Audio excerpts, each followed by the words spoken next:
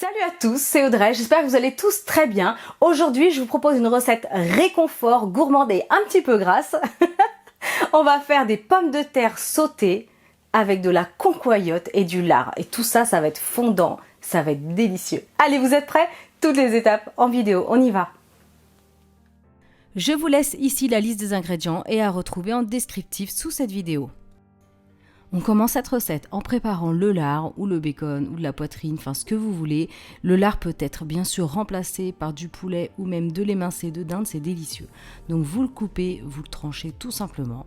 Ensuite vous allez prendre une grande poêle, vous allez placer les pommes de terre, alors de préférence des pommes de terre pas trop grosses, de type rate ou des petites pommes de terre grenaille aussi, ça marche très bien. Vous mettez le beurre et l'huile d'olive à fondre sur un feu vif. On place toutes les pommes de terre. On y ajoute du sel et du poivre. Placez un couvercle sur le dessus pour une dizaine de minutes et en surveillant bien sûr, vous allez les faire bien dorer. Au bout de 10 minutes, on vérifie bien la cuisson, donc elle commence à être dorée mais c'est pas encore prêt. Donc on remélange bien et on referme le couvercle pour encore une dizaine de minutes. Donc au bout de 20 minutes pour ma part, les pommes de terre étaient bien dorées, bien tendres. On plante la lame d'un couteau au centre pour voir si la pomme de terre est encore un peu ferme. Et si c'est ferme, vous prolongez encore de quelques minutes la cuisson. Si vous trouvez que le feu est trop fort, bien sûr, n'hésitez pas à le baisser tout simplement. Mais quand elles ont une jolie couleur, comme ça, c'est vraiment parfait, c'est l'idéal. À ce moment-là, vous allez pouvoir ajouter le lard coupé en morceaux. Si c'est pas du lard, vous placez les morceaux de poulet cru ou de dinde ou autre chose. Et vous allez bien mélanger pour le faire dorer un petit peu quelques minutes.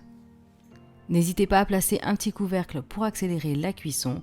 Et une fois que le lard est prêt, vous allez pouvoir baisser le feu.